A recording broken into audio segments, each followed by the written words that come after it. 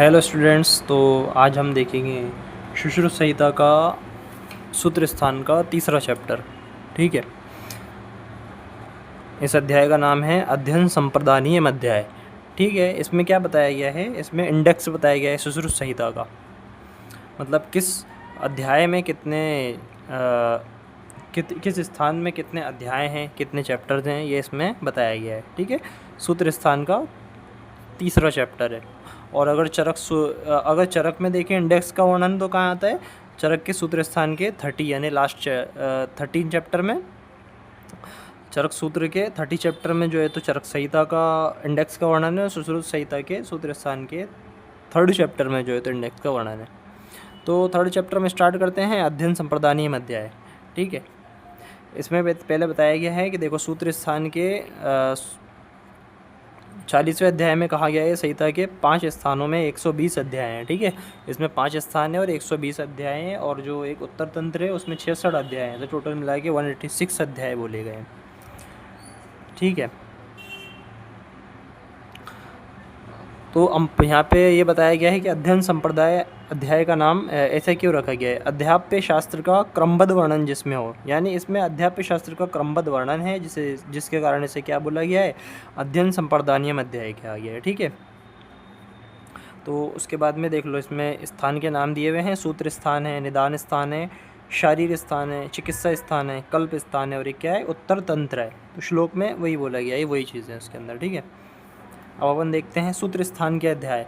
अब उन अध्याय को अपन जो है तो टिक कर लेंगे जो एग्ज़ाम में पूछे जाते हैं कि ये अध्याय किस जो है तो स्थान से किस स्थान में आया हुआ है, किस संहिता के किस स्थान में, ये सब जो पूछा जाता है तो उन इम्पोर्टेंट अध्याय को अपन यहाँ पे टिक कर लेंगे। ठीक है, सूत्र स्थान में देखते हैं सबसे पहला अध्याय क्या है, वेद उत्पत्ति अध्याय।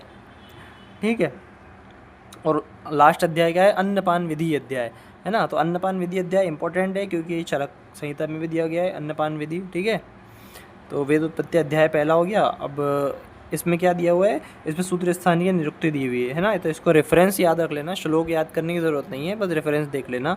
तो ये अगर श्लोक देके पूछा जाए कि किस संहिता में दिया हुआ है तो अपन बता देंगे कि सुश्रुत संहिता में दिया हुआ है। सूत्र स्थान निरुक्ति क्या है, सूत्रनाथ चेयो सवनाचर्त संतते वारिंशद अध्यायम सूत्र स्थानम पर चक्षते। तो यहाँ देखो सूत्र स्थान की निरुक्ति बोली गई है, संक्षेप में अर्थ प्रकाशन, अर्थों का यथास्थान निवेश करने और अर्थ समूह को सूचित करने के कारण इस 46 अध्यायों की सूत्र स्थान संज्ञा दी है। ठीक है, तो अपन अगर इसको सिंपल वर्ड्स में देखें तो संक्षेप में अर्थ प्रकाशन और अर्थ समूह को सूत्रित करने के कारण इसको क्या बोला गया है, सूत्र स्थान कहा गया है। इंपॉर्टेंट चैप्टर देख लेते हैं अपन इसमें। देखो वेद उत्पत्ति अध्याय है अपना, हो गया है शिशोपनयन अध्याय, अध्ययन संप्रदानीय अभी चल रहा है। ठीक है, प्रभाषणीयम, अग्रोपरणीयम, ऋतुचर्या, यंत्र विधि, शस्त्र औचारणीयम, योग्य सूत्रियम। ठीक है, ये इंपॉर्टेंट है, इसको टिक कर लो, है ना। उसके बाद में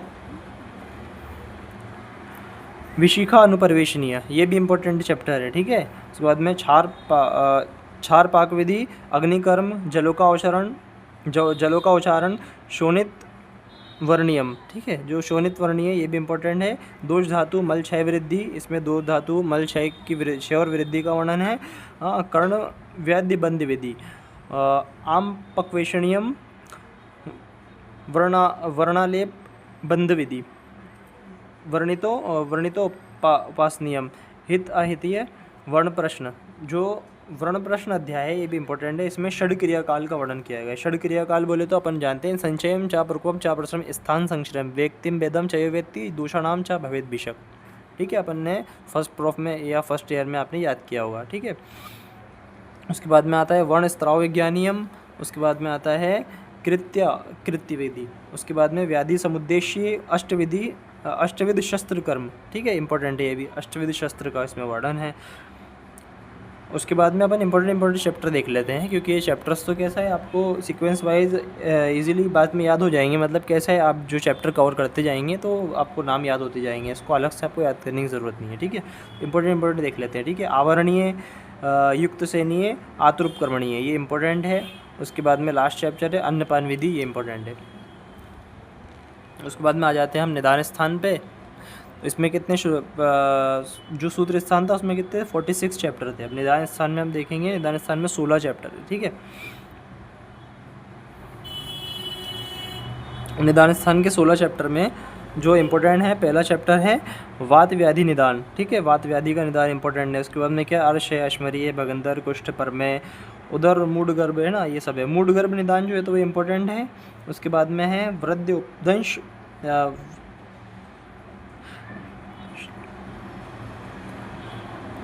हाँ, उसके बाद में मूड गर्भी निदान के बाद में वृद्योपंदश श्लीपद निदान, वृद्योपंदश श्लीपद निदान।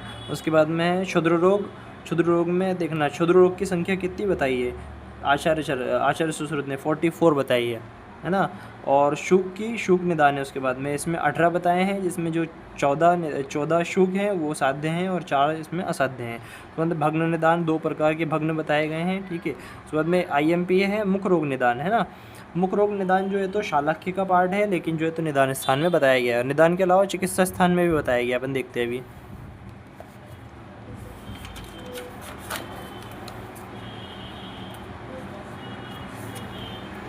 यहाँ पे निरुक्ति दी हुई है, ये हमारे काम की नहीं है। उसके बाद में शारीर स्थान के अध्याय हैं, तो याद रखना जो सुश्रुत का शारीर स्थान है वो श्रेष्ठ है ना, उसको श्रेष्ठ माना गया है। उसके बाद में ऐसा बताया गया है कि शारीर स्थान का ज्ञान किस किस को लेना चाहिए। ठीक है, तो अपन देखते हैं श्लोक। इसमें आचार्य सुश्रुत बोलते हैं, निर्दिष्टानि दशेतानि शारीराणि महर्षिणा विज्ञानार्थ शरीरस्य भीषजाम योगिनामपि। ठीक है, तो किस किस को जो है तो शारीरिक स्थान का ज्ञान लेना चाहिए। ठीक है, तो चिकित्सकों को और योगियों को, ठीक है, याद रखना आचार्य सुश्रुत ने बताया है चिकित्सकों को और योगियों को जो है तो शारीरिक स्थान का ज्ञान लेना चाहिए। उसके बाद में शारीरिक स्थान के चैप्टर्स देख लेते हैं हम। तो इसमें देखो, इसमें इम्पोर्टेंट जो है तो ये है सिरा व्याधि विधि शारीर, है ना, और क्या है धमनी व्याकरण शारीर, है ना। तो जो धमनी व्याकरण शारीर है इसमें स्त्रोतों का वर्णन किया गया है। उसके बाद में आ जाते हैं हम चिकित्सा स्थान पे। तो देखना चिकित्सा स्थान में वाजीकरण और रसायन का वर्णन किया गया है ना, इंपॉर्टेंट है। उसके बाद में जो चिकित्सा स्थान का जो है तो पहला चैप्टर है द्विवर्णीय चिकित्सा, है ना, तो ये इम्पोर्टेंट है। द्विवर्णीय चिकित्सा चरक संहिता में भी है, भेल संहिता में भी है, आचार्य काश्यप की संहिता में भी है और सुश्रुत संहिता में भी है। ठीक है, 4 जगह पे किसका वर्णन है, द्विवर्णीय चिकित्सा का। द्विवर्णीय चिकित्सा 2 प्रकार की चिकित्सा, कौन कौन सी, निज और आगंतुच। ठीक है, उसके बाद में सद्यो वर्ण चिकित्सा, तो जो है तो 6 प्रकार की सद्यो वर्ण बताए हैं। उसके बाद में देखो श्लोक में एक वर्ड है शांति कर्म, और शांति कर्म क्या है, चिकित्सा का पर्याय बताया गया है। ठीक है, शांति कर्म चिकित्सा का पर्याय है। पंचकर्म का भी वर्णन जो है तो चिकित्सा स्थान में किया गया है। उसके बाद में इसमें इम्पोर्टेंट देखते हैं हम मूड गर्भ चिकित्सा, है ना। उसके बाद में हमने देखे कि पंचकर्म का जो है तो इसमें उल्लेख किया गया है कि इसमें चिकित्सा स्थान में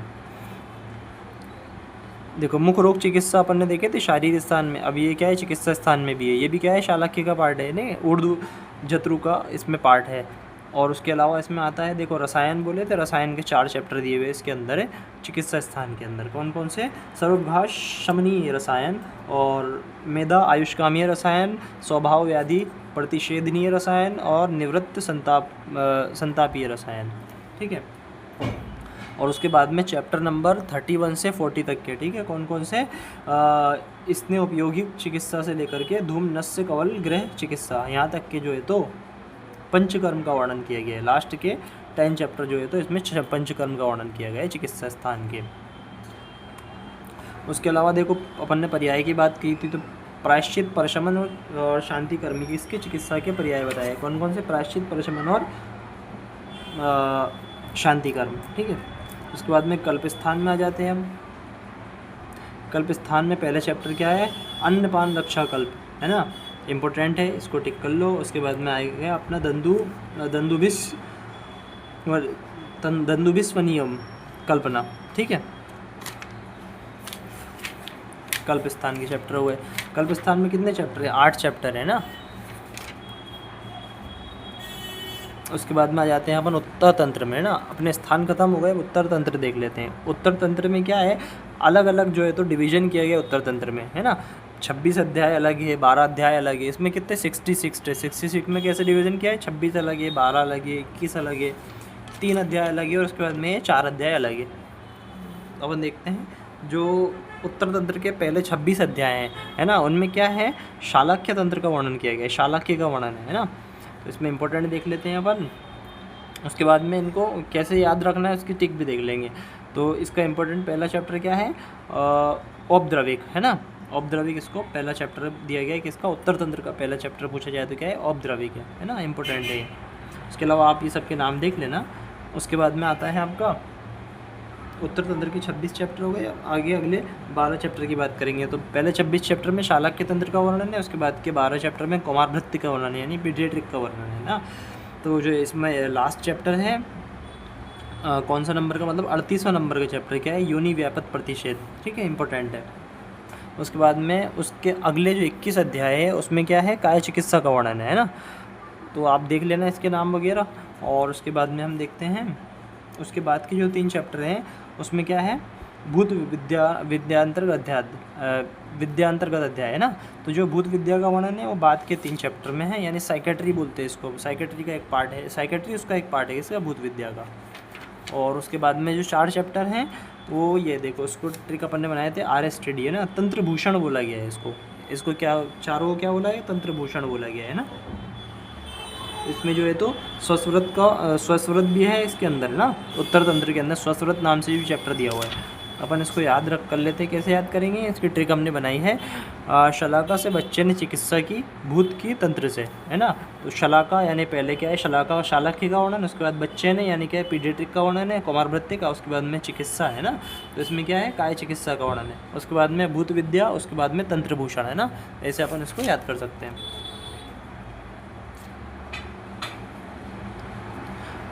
उसके बाद में दिया है अष्टांगों का 2 तंत्रों में नियमन, है ना। तो शालाक्य तंत्र, कुमार भृत्य, काय चिकित्सा और भूत विद्या, इन चारों का उत्तर तंत्र में समाविष्ट किया गया है। वाजीकरण अभी किसमें क्या दिया हुआ बताया ना, वाजीकरण और रसायन विधि का जो काय चिकित्सा में वर्णन है और कल्प स्थान में वर्णित विषतंत्र, इनका समावेश शल्य तंत्र में किया गया है। उसके बाद में इसका विधिपूर्वक अध्ययन कर प्रयोग करने वाले चिकित्सा की संसार में प्राणद है, वेरी वेरी IMP, है ना, प्राणद वर्ड का यूज़ किया है। मतलब ये इन सब का जो है तो अध्ययन करके और उसको थ्योरी को यानी शास्त्र का ज्ञान प्राप्त करके और जो है तो प्रैक्टिकल करके जो वैद्य होता है वो क्या है, प्राणद बोला गया है उस वैद्य के लिए, ठीक है, भवंती प्राणदा भूई, ठीक है।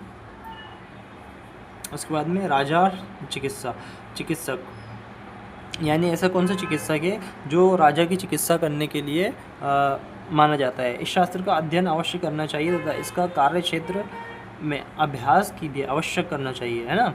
इस प्रकार शास्त्र का ज्ञान और कर्म अभ्यास दोनों में निष्णात चिकित्सक ही राजाओं द्वारा सम्मान प्राप्त करता है ना। तो जो क्या है, प्रैक्टिकल जिसको ज्ञान भी हो और थ्योरेटिकल ज्ञान भी हो, ऐसे वैद्य को क्या हो, राजा और चिकित्सा बोला गया है ना। उन्होंने अर्ध ज्ञान वाले वैद्य की निंदा, यानी ऐसा वैद्य जिसको अर्ध ज्ञान है ना, या तो शास्त्र ज्ञान है या फिर कर्म अभ्यास का ज्ञान है ना, या तो सिर्फ शास्त्र का ज्ञान हासिल किया है या फिर कर्म अभ्यास है, तो वो क्या करता है, वे रोगी से साक्षात्कार होने पर मोह को उसी प्रकार प्राप्त होता है इस प्रकार डरपोक आदमी युद्ध क्षेत्र में घबरा जाता है। यानी ऐसा वैद्य जिसको या तो प्रैक्टिकल नॉलेज नहीं है या फिर थ्योरेटिकल नॉलेज नहीं है, ऐसा डॉक्टर उसके सामने जब पेशेंट आता है तो वो घबरा जाता है। कैसे घबराता है, जैसे युद्ध में डरपोक आदमी घबरा जाता है। उसके बाद में बताया गया है कि ये दोनों अशास्त्रज्ञ और अकर्मज, यानी मतलब जिसको शास्त्र का ज्ञान ना हो और कर्म का ज्ञान ना हो, यानी प्रैक्टिकल नॉलेज ना हो, अशिक्षित और चिकित्सा कर्म करने में असमर्थ होते हैं। ये दोनों चिकित्सा के आधे ज्ञान के ज्ञाता हैं, जैसे एक पंख वाले पक्षी, है ना। तो इसमें क्या है, एक पंख वाले पक्षी से उसको बताया गया है उसकी उदाहरण में, ठीक है। उसके बाद में त्याज्य वैद्य, यानी ऐसे कौन से वैद्य हैं जिनसे चिकित्सा नहीं करवानी चाहिए, यानी ये त्याज्य हैं, ठीक है। शास्त्र बहिष्कृत चिकित्सक राजा द्वारा मौत का हकदार होता है ना, यानी जिसको देखो श्लोक देखते हैं अपन, औषधियों अमृत कल्पास्तु शस्त्र शनि विशोपमा भवन्ते गेयर रूप हरतास तस्मादेतान विवर्जयेत। क्योंकि औषधियाँ अमृत के समान गुणकारी होती है, किंतु शास्त्र ज्ञान से रहित यानी जिसने जो है तो शास्त्र ज्ञान प्राप्त नहीं किया, व्यक्ति द्वारा प्रयुक्त किए जाने पर ये शस्त्र वज्र विष के समान प्राणहर होती है। अतः अज्ञ चिकित्सकों का परित्याग कर देना चाहिए। मतलब ऐसे चिकित्सक जिनको ज्ञान नहीं है उनसे आपको ट्रीटमेंट नहीं करवाना चाहिए। उसके बाद कुवैद्य और नृपदोष, इसमें इम्पोर्टेंट क्या है कि जो कुवैद्य होते हैं उनकी उत्पत्ति काय से बताई गई है? नरप दोष से बताई गई, यानी राजा के दोष से, नरप मतलब राजा होता है ना, तो राजा के दोष से कुवैद्य की उत्पत्ति बताई गई है ना, इसमें ये इंपॉर्टेंट चीज़ है। उसके बाद में एक ये देख लेते हैं अपन उपयज, यानी शास्त्रज्ञ और कर्मज्ञ की प्रशंसा। अब जिसको प्रैक्टिकल नॉलेज या थ्योरेटिकल नॉलेज नहीं था उनकी अपन ने बुराई तो कर दी। उसके बाद में जो है तो शास्त्रज्ञ और कर्मज्ञ यानी ऐसे वैद्य जिनको प्रैक्टिकल नॉलेज भी और थ्योरेटिकल ज्ञान भी है, उनकी प्रशंसा, उनकी तारीफ बोली गई है। तो यस्तु भयज्ञो मतिमान समर्थो अर्थ साधने आहवे कर्म निर्वोड़ुम द्विचक्र सेंदनो यथा। वही चिकित्सक आरोग्यकरण में समर्थ होता है जो उभयज्ञ शास्त्रज्ञ कर्म knows both theory and practical work होता है। जैसे युद्ध में वही रथ कार्य करने में समर्थ होता है जिसके दोनों पहिए दृढ़ होते हैं। उसके बाद में अध्यापन विधि बताई गई, मेथड ऑफ टीचिंग यानी टीचिंग कैसे करना चाहिए, और अध्ययन विधि यानी स्टडी हमको कैसे करना चाहिए। तो इसको आप एक बार रीड मार लेना है ना, रीड कर लेना। उसके बाद में है अध्ययन उपरांत शिष्य के कर्तव्य। ठीक है, यानी अगर अध्ययन प्राप्त कर लिया तो फिर जो है तो शिष्य को कैसा होना चाहिए, ठीक है, कैसा बनना चाहिए हमको, स्टूडेंट से उसको कैसा होना चाहिए, स्टूडेंट लाइफ कैसी होना चाहिए। ठीक है, तो इसका हिंदी देख लेते हैं अपन। अध्ययनांतर्गत अर्थात अध्ययन की समाप्ति के उपरांत भी शिष्य वाक्सौष्ठव है ना, यानी वाणी की उत्तमता होनी चाहिए। अर्थ विज्ञान यानी शास्त्र के अर्थ को गहराई में समझने वाला होना चाहिए। प्रगल्भता टू बिकम बोल्ड है ना, चिकित्सा कर्म में साहसी होना चाहिए। कर्म नैपुण्य चिकित्सा कार्य में निपुण होना चाहिए। कर्म अभ्यास कर्म दर्शन तथा कार्य में सफलता के लिए निरंतर यत्नशील रहना चाहिए, है ना। ये तो अपने स्टूडेंट्स की जो है तो कर्तव्य बताए गए हैं। ठीक है, तो इसके साथ में ये चैप्टर ख़त्म हो गया। वैसे इसमें से एक दो क्वेश्चन जो है तो फंस जाते हैं एग्ज़ाम में, बाकी फिर अगले लेक्चर में नेक्स्ट चैप्टर देखेंगे। ठीक है।